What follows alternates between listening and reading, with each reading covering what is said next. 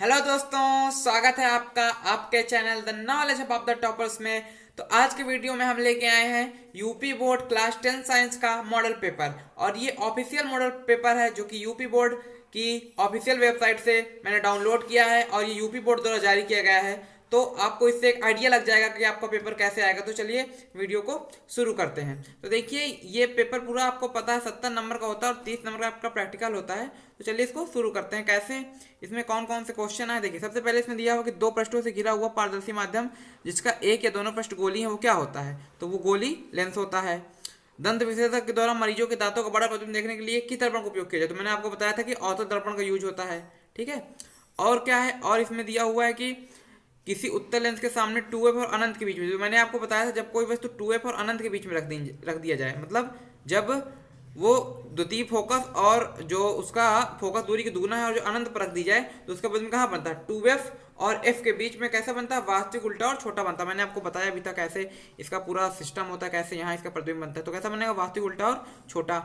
तो चलिए अब चलते हैं अगले क्वेश्चन में। तो अगला क्वेश्चन से, मानव नेत्र अभिनेत्र लेंस की फोकस दूरी को समायोजित करके विभिन्न दूरियों पर रखी वस्तुओं को फोकस कर देता है, ऐसा हो पाने का क्या कारण है। तो मैंने आपको बताया था कि समंजन क्षमता क्या होती है, मैंने उसकी डिफिनेशन भी बताई थी।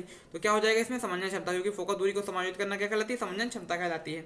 अब इसमें चार आपकी ये दी गई हैं राशियाँ, इनके आपको मात्रक दिए गए हैं। तो देखिए, विद्युत विभवांतर क्या होता है, वोल्ट होता है। और विद्युत धारा का एम्पियर होता है। विद्युत शक्ति का क्या होता है, वाट होता है।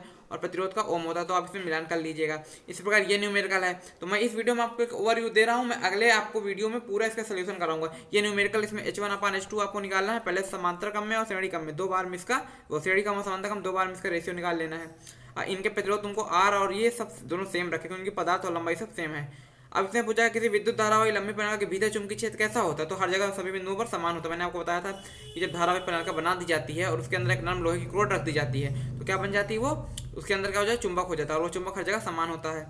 तो अब देखिए अगला, निम्नलिखित में से कौन सी समजातीय श्रेणी। तो मैंने आपको बताया था जिसमें CH2 इकाई का अंतर पाया जाए और प्रकार्यात्मक समूह जो फंक्शनल ग्रुप होते हैं वो भी सेम हो और इसके कुछ गुण मैंने बताए थे। तो इसमें से कौन से उसका पालन करेंगे। तो एक ये पहला वाला क्वेश्चन सही हो जाएगा आपका और ये वाला सही हो जाएगा। इसी प्रकार अगला क्वेश्चन देखेंगे, इसमें खनिज हो जाएगा। मैंने ये सब डेफिनेशन आपको बताई है। इसमें मैंने आपको बताया कि धातु क्षय का प्रारंभ हो जाता है। ये सब मेरे कराए हुए, ये भी मैंने आपको बताया है। जिंक, तो मैंने आपको सक्रियता श्रेणी बताई थी कि जो अक्रियाशील ऊपर होती है वो नीचे को विस्थापित करते हैं। उसी कॉन्सेप्ट से क्वेश्चन पूछे गए। ये रिएक्शन भी मैंने आपको कराई, देखो पूरी पूछी गई है। इसमें क्या होता है, जब CH3COOH, मतलब जब एस्टिक अम्ल की क्रिया कराई जाती है NaOH के साथ, तो क्या बनता है, CH3COOH, सोडियम एस्टेट और जल बनता है। ये भी मैंने आपको कराया हुआ है। तो अब चल देखते हैं अगला क्वेश्चन।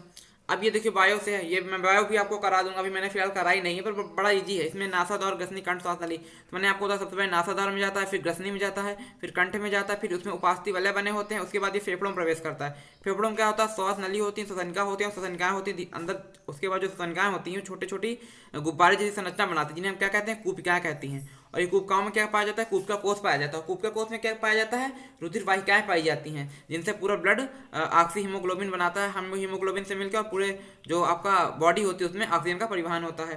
तो ये हो गया। ये आपका दिया है कि पिता से प्राप्त क्रोमोसोम में बच्चों के लिंग का निर्धारण होता है। तो मैंने बताया था कि पुरुष में एक X और मादा में एक Y होता है। वो पुरुष में एक X और Y होता है और मादा में X और X होते हैं। तो जब X और X जब इनका युग्मक बनता है तो ये क्या होगा, ये लड़की होगी, और XY होगा तो लड़का होगा। तो उसी से क्वेश्चन पूछे गए हैं। तो कोई ये इसका कारण, ये इसका कथन और इसका कारण दोनों सही हैं। तो आपका पहला ऑप्शन सही हो जाएगा। अब इसमें विद्युत आवेग के प्रवाह की, ये भी क्या आपका न्यूरॉन से पूछा गया। मैंने बताया था डेंड्राइट्स होते हैं। ये डेंड्राइट्स इसके जो ये होते हैं इससे जुड़े होते हैं। कैसे जुड़े होते हैं, सिनेप्स के द्वारा, ताकि इससे सिग्नल दूसरे में जा सके। तो कैसे जाता है, ऊपर से लेकर इधर नीचे ये सिग्नल होता है। तो इसमें कौन सा सही हो जाएगा आपका, ये वाला ऑप्शन सही हो जाएगा, क्योंकि इसमें सिनेप्स में जुड़े हुए हैं ना, ये वाला। तो ये सही हो जाए। इस बार थायरॉक्सिन हार्मोन बताया था, गले में थायराइड ग्रंथि पाई जाती है जिसमें थायरॉक्सिन हार्मोन पाया जाता है, जो कैसे बनता है, आयोडीन से मिलकर बनता है। ये भी मैंने आपको पूरी तरीके बताया हुआ है। तो ये भी आपका हो गया। अब चलिए अगला क्वेश्चन देखते हैं। तो यही बेसिक मैं ओवरव्यू दिए जा रहा हूँ, पूरा कंप्लीट सोल्यूशन का अगले उसमें लाऊंगा। दृष्टि दोष किसे कहते हैं, ये भी मैंने आपको बताया। इंद्रधनुष केवल वर्षा के पश्चात ही क्यों दिखाई देता है। तो मैंने आपको इंद्रधनुष का बनना भी बताया था कि कैसे जो बूंद होती है वो क्या करती है, प्रिज्म की भांति कार्य करती है। इसमें क्या होता है, सबसे पहले एक प्रकाश की किरण आती है, उसके बाद इसमें अपवर्तित होती है और विक्षेपित हो जाती है। साथ पूरा फिर से इसका अंदर फिर से परावर्तन होता है, बाहर निकलते समय फिर अपवर्तन होता है। इसमें 2-3 स्टेप होते हैं जिससे हमें जो सूर्य का प्रकाश होता है 6-7 रंगों में विभक्त होता है वो प्राप्त होता है। तो ये हो गया।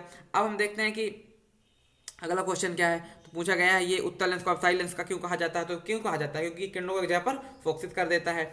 और दिया है अवतल लेंस के दो उपयोग, उत्तल लेंस के दो उपयोग बताइए, तो ये भी मैंने आपको बताया है।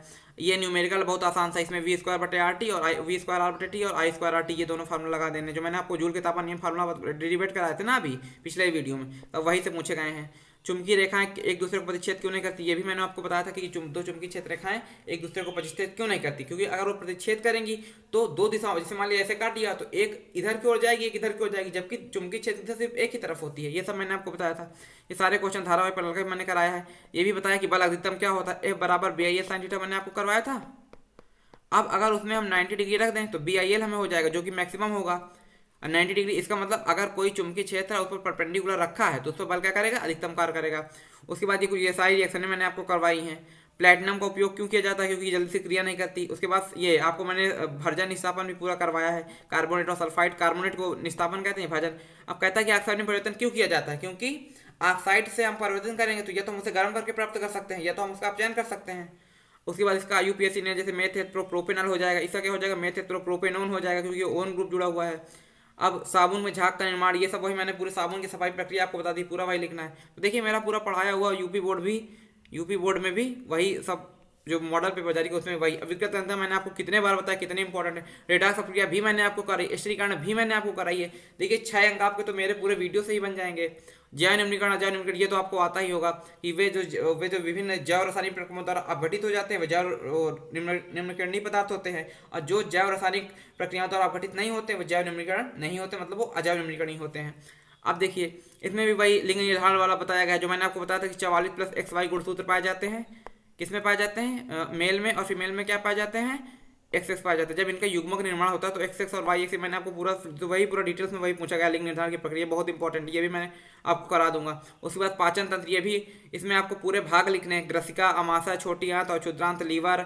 आपका ये जो पूरा मैंने आपको अमाशय, नीचे क्षुद्रांत बनाना है, नीचे गुदाद्वार पूरा बनाना है, इसका आपको पूरा इसका नामांकित चित्र देना। स्त्री कैसर मैंने आपको बताया था कैसे होता है, ऐसे बना होता है। इसमें ग्रीमा होता है, वर्तिकाग्र होता है, वर्तिका होता है, अंडाशय होता है, बीजांड होता है। इसमें यहाँ से पॉलीग्रेन्स आते हैं और वर्तिका से होते हुए यहाँ आते हैं, उसके बाद इसका निषेचन होता है। ये पूरी प्रक्रिया मैं आपको बताऊंगा। तो देखिए सब क्वेश्चन जो भी आए हैं लगभग मैं जितना पढ़ाया हूँ केमिस्ट्री फिजिक्स में वही आए हैं। तो आप मेरे वीडियो को ज़्यादा से ज़्यादा शेयर कीजिए और लाइक कीजिए। मैं अब अगले वीडियो में इसका पूरा कंप्लीट डिटेल्स में सोल्यूशन लेके आऊँगा, तो ज़्यादा से ज़्यादा वीडियो को शेयर कीजिए। Thank you.